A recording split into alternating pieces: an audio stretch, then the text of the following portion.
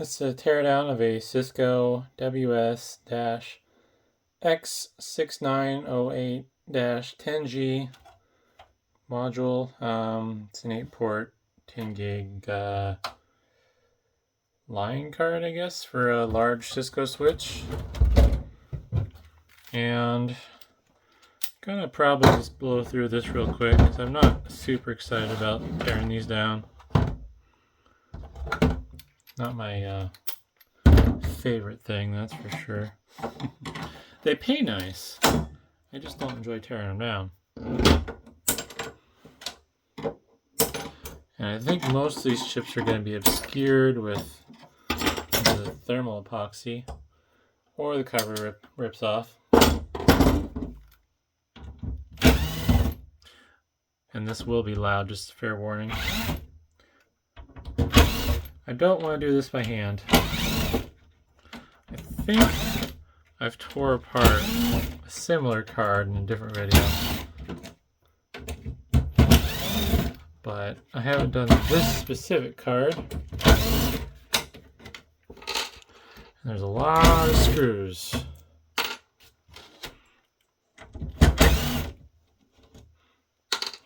Depending on what's on the board, these pay somewhere between $3 and $7 a pound. I think this is probably going to be more in the middle of the range.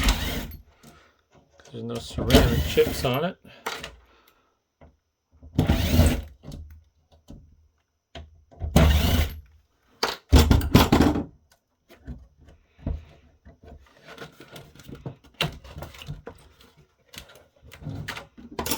Yeah, these are a pain.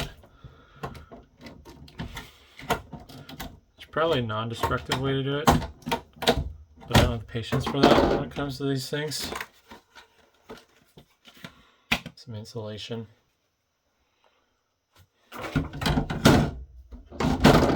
Actually, this board might have ceramic chips on it.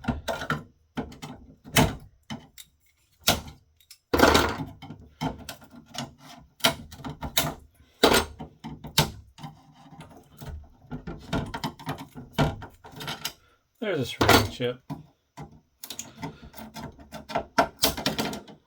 But unfortunately, don't get to see what's under most of these because, yeah, the thermal epoxy sticks on pretty good.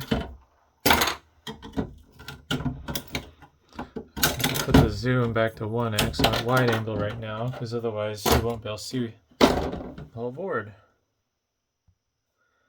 So I'm just going to do a haphazard flyover and hopefully you get to see what you want to see. Got some Renaissance chips there. I don't know if those are memory. These are Cisco branded, these silver topped ones. No clue what that is since the heat spreader for it came off.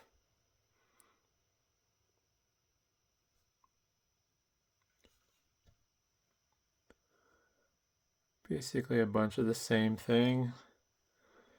Got a Xilinx Spartan there, XC3S1500.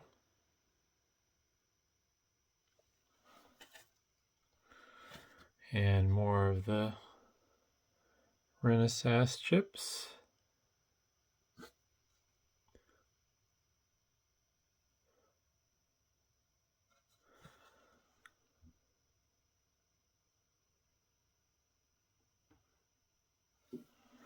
Anywho, let's keep going at this.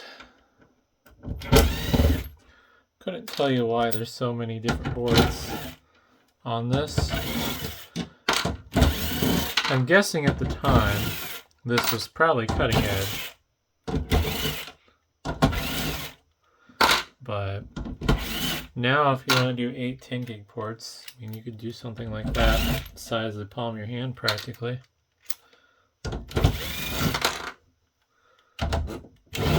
And need an extension.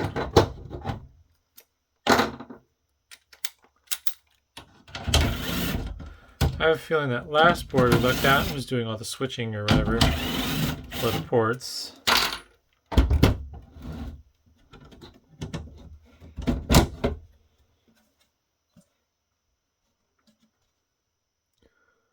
Another Xilinx Spartan, but an XC2S100E GSI.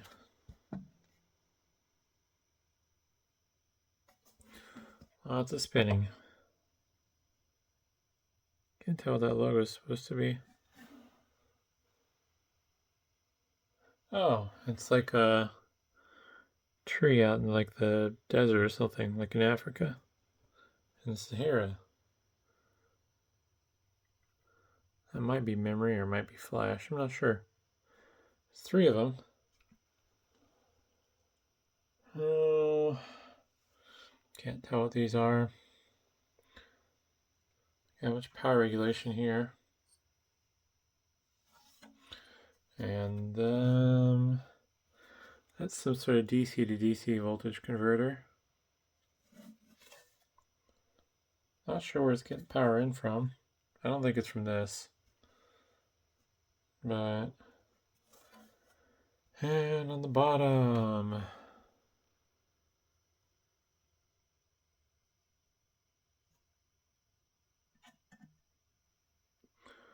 lot of passives and then some more chips and stuff. Pretty cool. A little lattice work of probably capacitors.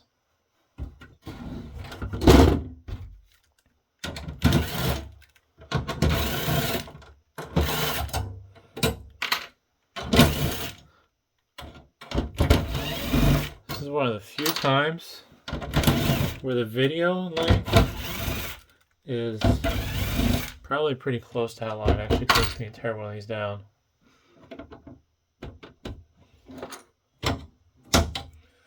They are labor intensive. I miss the days when I didn't have to remove the heat sinks for the boards for the scrapyard. Come on. Where's an edge?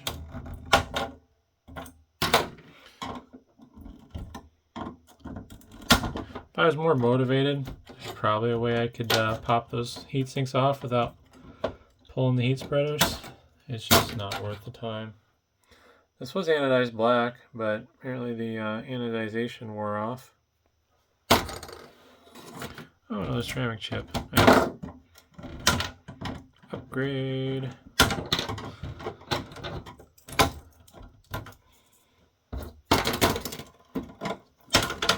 Interesting thing is, if you want to get these off, this one has a lip, so it's easy to pry off with a screwdriver.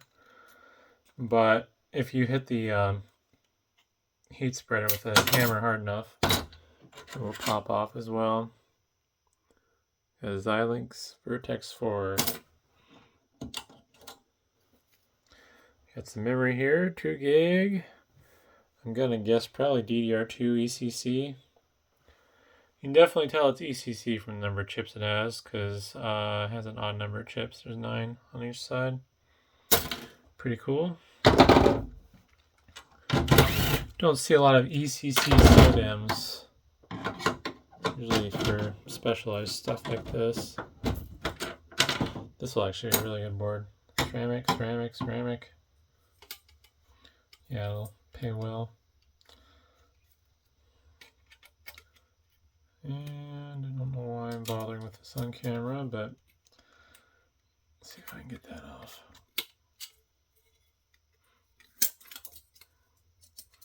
Although this will be breakage probably.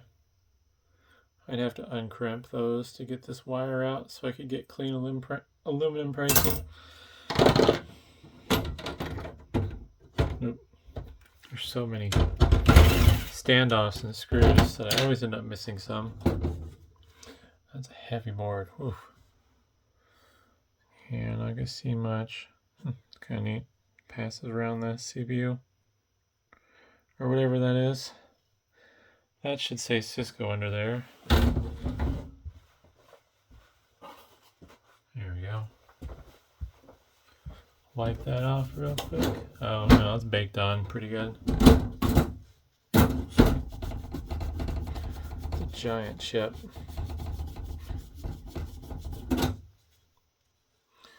You can kind of see the outlines of the word Cisco upside down.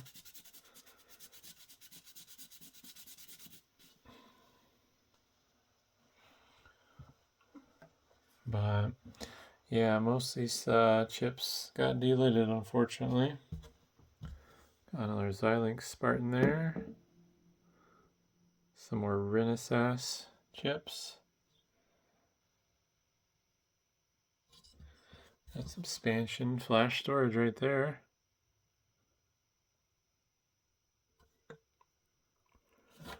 Some DC to DC converters under those heat sinks. Really thick PCBs. I believe power delivery for the card itself comes in through this port. Been a while since I've looked at a backplane. I've been sitting on this and a few other cards for a while now to do a video on. And there's some labeling. Apparently those are the maximum memory sizes.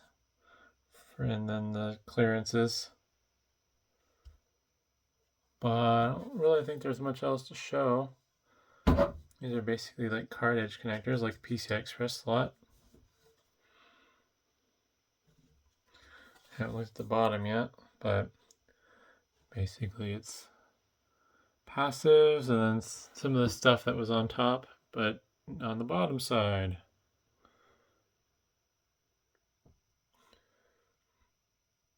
And I would assume, ouch, that hurt. These clusters of components are probably power regulation to run the modules. I don't remember what these modules are called that it uses, but yeah, I suspect these are all to power each individual port. But yeah, hopefully that was interesting, and thanks for watching.